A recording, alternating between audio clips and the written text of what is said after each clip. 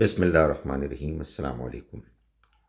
اللہ تعالیٰ نے قرآن مجید میں سورہ بقرہ کی آیت نمبر 183 میں فرمایا، یا ایھا الذین آمنوا کتب علیکم الصیام کما کتب علی الذین من قبلکم لعلکم تتقون۔ ایمان والو، تم پر روزے فرض کیے گئے ایسے ہی جیسے کہ ان لوگوں پر فرض کیے گئے کہ جو تم سے پہلے ہو گزرے، تاکہ تم تقوی اختیار کرو، تاکہ تم متقی بنو۔ جب یہ بات واضح ہو گئی کہ روزہ رکھنے کا مقصد تقوی ہے، تقوی اختیار کرنا، تو پھر یہ ضروری ہے کہ ہم روزہ رکھتے ہوئے اس مقصد کو پیش نظر رکھیں۔ قرآن مجید میں اللہ تعالیٰ نے جب بھی کوئی حکم بیان کیا ہے تو اس مقصد کے علاوہ کہ ہم اس حکم کی بجاوری کرتے ہوئے اللہ کے بندے بن کر رہیں، کوئی نہ کوئی اس حکم کا اپنا مقصد بھی ہوتا ہے جس کو قرآن بیان کرتا ہے۔ اس لیے ہم اللہ کی فرما برداری جب کریں تو ہمیں چاہیے کہ ہم اس چیز کا لحاظ رکھیں کہ جس مقصد کے لیے اللہ نے ہم کو حکم دیا ہے، ہم اس مقصد کو بھی پورا کریں۔ تقوی کیا ہے؟ اللہ کو اپنے ارد گرد موجود پانا، اس کی موجودگی کا احساس اپنے اندر رکھنا، اور اس کے نتیجے میں اپنے آپ کو اللہ کی حدود کا پابند کرنا، خدا خوفی، اللہ سے ڈرنا، یہ اصل میں اللہ کی موجودگی کا احساس ہے۔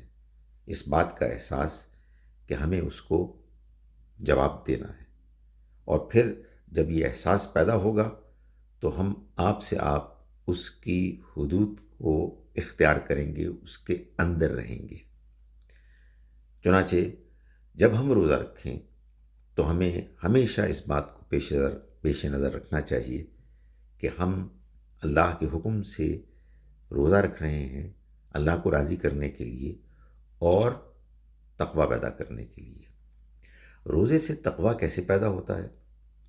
جب ہم روزے کی حالت میں اللہ کے حکم سے اپنے آپ کو کھانے پینے سے روکتے ہیں، حالانکہ ہم بھوکے پیاسے ہوتے ہیں اور ہمارے پاس کھانے پینے کو چیزیں بھی موجود ہوتی ہیں، لیکن محض اس لیے ہم اپنے آپ کو روکے رکھتے ہیں کہ اللہ کا حکم ہے کہ ہم روزے کے دوران نہ کھائیں نہ پئیں۔ یہی اصل میں تقوی کی اسپرٹ ہے کہ ہم اللہ کے بندے بن کے رہیں اور اللہ کی حدود کو پامال نہ کریں، اس لیے کہ یہ اللہ کا حکم ہے۔ یہی وجہ ہے کہ نبی اکرم صلی اللہ علیہ وسلم نے یہ فرمایا کہ وہ شخص کہ جو روزے کی حالت میں جھوٹ بولتا ہے یا جھوٹ پر عمل کرتا ہے، اللہ کو اس سے کوئی دلچسپی نہیں کہ اگر وہ بھوکا پیاسا رہے۔ یعنی مطلب یہ ہے کہ روزہ رکھنے کا تو مقصد تھا اپنے اندر تقوی پیدا کرنا، مگر عین روزے کی حالت میں اگر کوئی جھوٹ بولے اور جھوٹ پر عمل کرے تو پھر اس روزے کا فائدہ کیا ہے؟ اس سے معلوم ہوا کہ جب ہم روزہ رکھتے ہیں تو ہمیں اس بات کا شعور اور احساس اپنے ذہن میں ہر وقت رکھنا چاہیے کہ یہ جو ہم بھوکے اور پیاسے ہیں، یہ اصل میں اس لیے ہیں تاکہ ہم اپنی آئندہ زندگی میں رمضان کے بعد بھی اللہ کے بتائے ہوئے ان احکام کو تو پوری طرح سے اختیار کریں کہ جو صرف رمضان میں نہیں بلکہ سارا سال اللہ کی طرف سے ہمارے لیے احترام کے اور اس کی فرما برداری کے لیے اختیار کرنے ضروری ہے۔